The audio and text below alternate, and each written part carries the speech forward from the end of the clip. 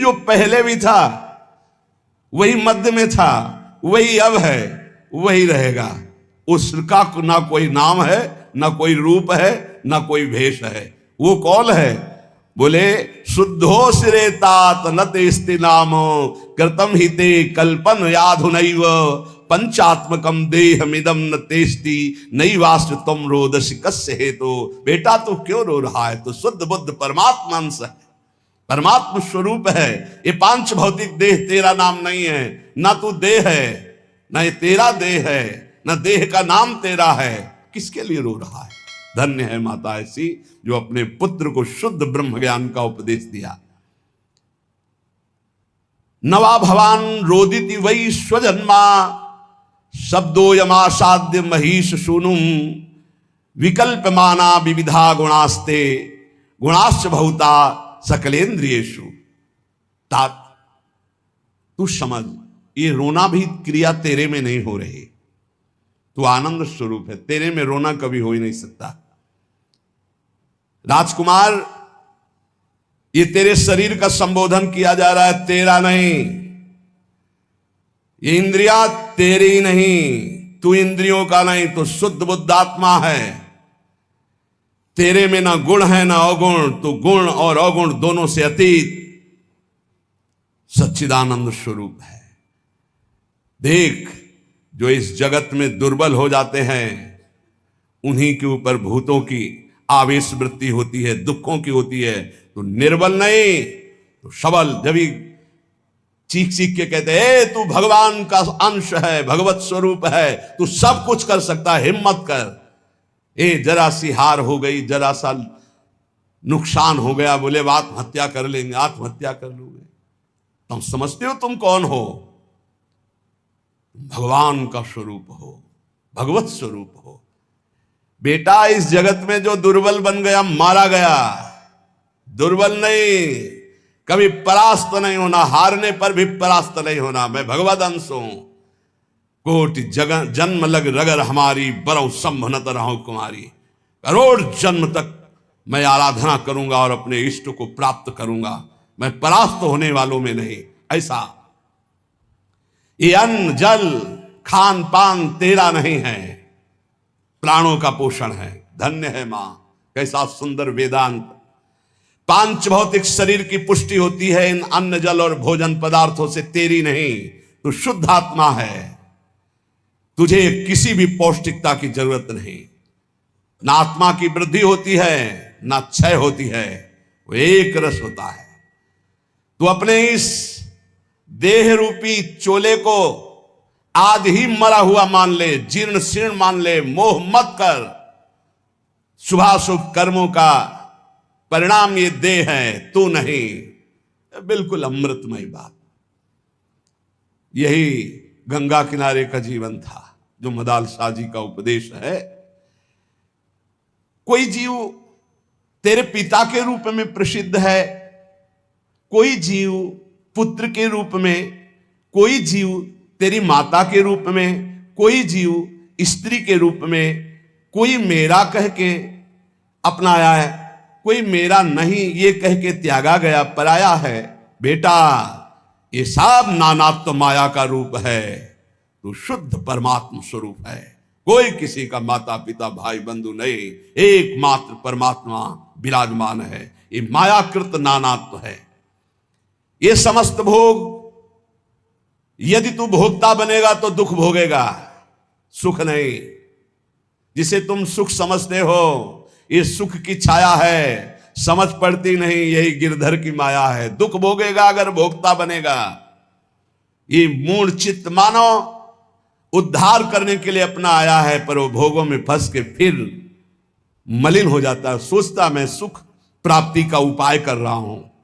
बेटा, जो विद्वान है वो कभी अंतःकरण को मोह से आच्छादित नहीं होने देता, वो कभी भोग जनित सुखों को सुख नहीं मानता, इसलिए कभी दुख नहीं भोगता। बेटा, कभी दुख में नहीं भोगना, तुझे महासुख में निमग्न होना है। बेटा, इस मार्ग में चलने पर काम वेदना पीड़ित करती है। किसी का मुस्कुराना, किसी का रूप प्रदर्शन करना, ये हड्डी और मांस और चमड़े के लेप का प्रदर्शन है। मां बोल रही है मदालसा, किसी का मुस्कुराना, किसी का हाव भाव प्रकट करना, बेटा ये हड्डी के ऊपर लगे हुए मांस और चमड़े की चमक का प्रदर्शन है। तुम जिसे कहते हो बहुत सुंदर है, बहुत बढ़िया नेत्र है, बहुत सुंदर कपोल है, ये मायाकृत रचना है, कुछ नहीं है, मांस का लोथड़ा है, अंग प्रत्यंग ऊपर चमड़ी का लेप है क्या? नरक तुल्य ये शरीर, नरक तुल्य शरीर, बहुत सुंदर। बेटा तुमने ध्यान दिया, राज परिवार में जन्मे हो, जब सवारी पर चलते हो तो सवारी और होती, तुम और होते हो। ऐसे ही बेटा ये शरीर तुम्हारी सवारी है, ये शरीर और है, तुम और हो। सवारी में बैठा हुआ जैसे ये नहीं मान लेता कि मैं सवारी हूं, ऐसे बेटा इस शरीर में रहते हुए तो कभी मत मान कि मैं शरीर हूं। ये देह दृष्टिगोचर होता है, जो दृष्टिगोचर हो रहा है ये मायाकृत है, इसलिए मूर्खता का त्याग कर। धन्यो सिरे, धन्य है तू, मेरा पुत्र बना है। ब्रह्मबोध संपन्न ये माता है, हर पुत्र को भगवत प्राप्त महात्मा। जब आखिरी पुत्र को राजा ने कहा कि मुझे दे दो, मेरा भी अधिकार है जैसे माता का अधिकार है, तब उससे कहा कि बेटा मैं तुम्हें परम हित की बात बता रही हूं, प्रतिदिन बिना ब्रह्म ऋषियों को भोजन कराए भोजन मत पाना। ये उनके लिए उपदेश है जो गृहस्थ धर्म में, इनको तो सबको बैरागी बनाकर ब्रह्मबोध प्राप्त करा दिया। मां ही परम गुरु हुई। बड़ी महिमा है इस मदालसा माता की।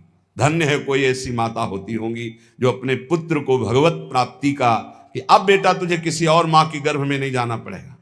मैं प्रण करती हूं, अपने पति से कहा था मदालसा जी ने, अगर मेरे गर्भ में जो भी जीव आएंगे तो उनको ब्रह्मबोध करा के ही छोड़ूंगी, दोबारा किसी मां के गर्भ में जाए ऐसा नहीं होने दूंगी। जब आखिरी पुत्र को रोक लिया तब उन्होंने कहा बेटा बिना ब्रह्म ऋषियों को भोजन कराए भोजन मत करना। बंधु बांधवों की इच्छाओं को पूर्ण करने की में तत्पर रहना, किसी की जैसे पदार्थ हैं, वस्तुएं हैं, पहले अपने बड़े बुजुर्गों को, बालकों को, सबको देके फिर प्रयोग करें। अपने हृदय में सदैव सबकी भलाई का ध्यान रखना। गृहस्थ धर्म में रहते हुए ये बातें समझ लीजिए। धन्य है वो जिनकी रसोई में कोई अतिथि रोज पाते रहते, संत महात्मा वैष्णव जन।